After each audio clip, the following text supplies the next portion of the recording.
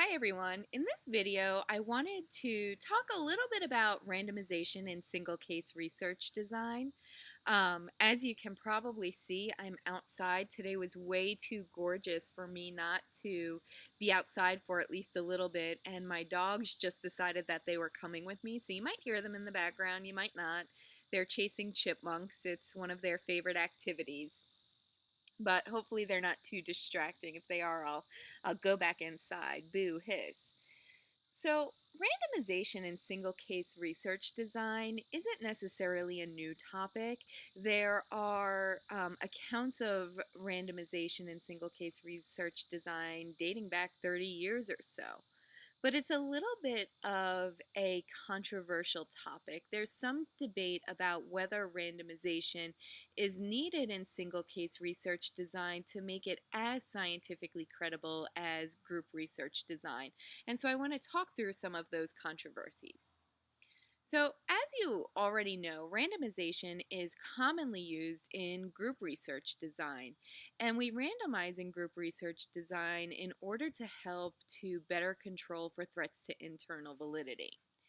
And typically in group research design, the way that we randomize is that we randomly choose participants for different intervention conditions.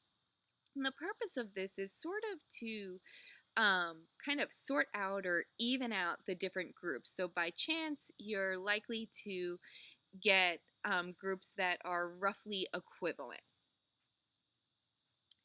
In order to effectively control for threats to internal validity in group research design when you're using randomization, statisticians typically say that we need roughly about 50 participants. So that's the magic number, that in order for randomization to be effective, we need at least 50 participants in group research design.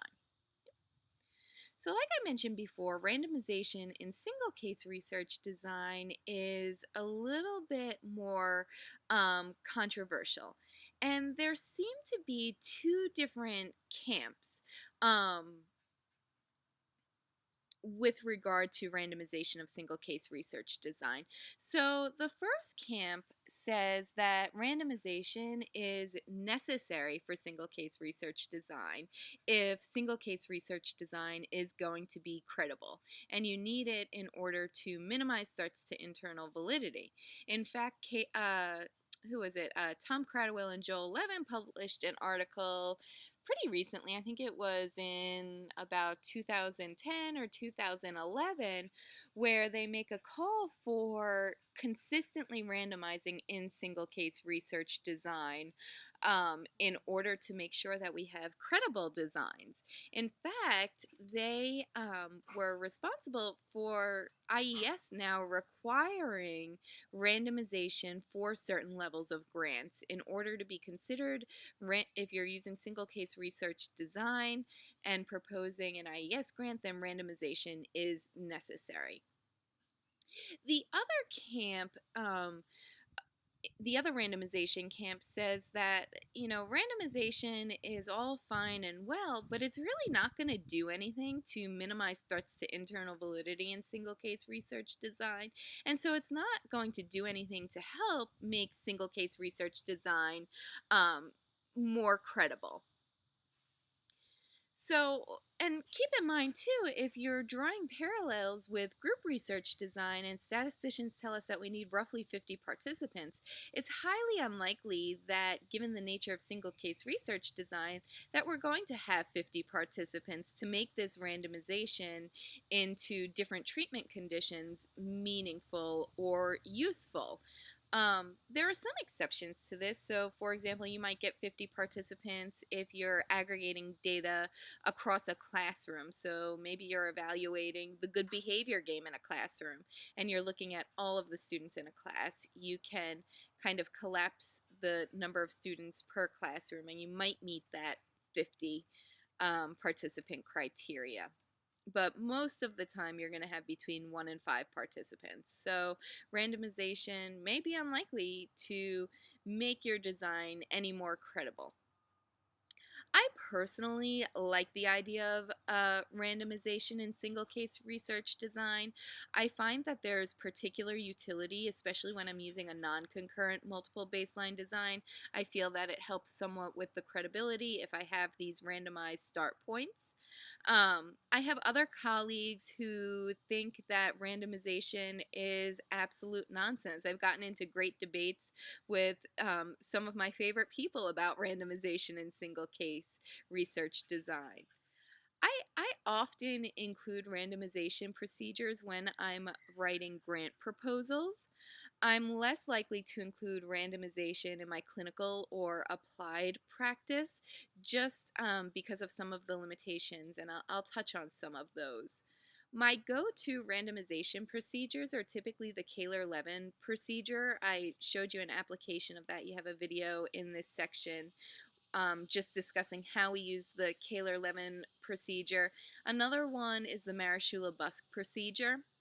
So there's several different randomization procedures for randomizing start points that you can choose from depending upon your research questions and the design that you're using. In my clinical practice, I mentioned that I don't typically use these randomized start points. And one of the reasons for that is if you watch the video that where I talk about the application of the Kaler-Levin procedure, you might have noticed that one of my participants was randomly assigned to 19 baseline data points. And when I looked at her data, she had exhibited 0 of the behaviors that I wanted her to exhibit, that I was training her to implement. And so I realistically, if I was using visual analysis, I could have switched her to intervention much sooner than I did. And things kind of just dragged on. And she was getting a little bit antsy. She was like, well, why are you just observing every day? You know, there was 19 days of observation, then you consider breaks and like assemblies. And so this was drawn out over like a month and a half or so. Um, the other possibility when you're using randomized start points is that you might wind up where you have either a trend in the opposite direction.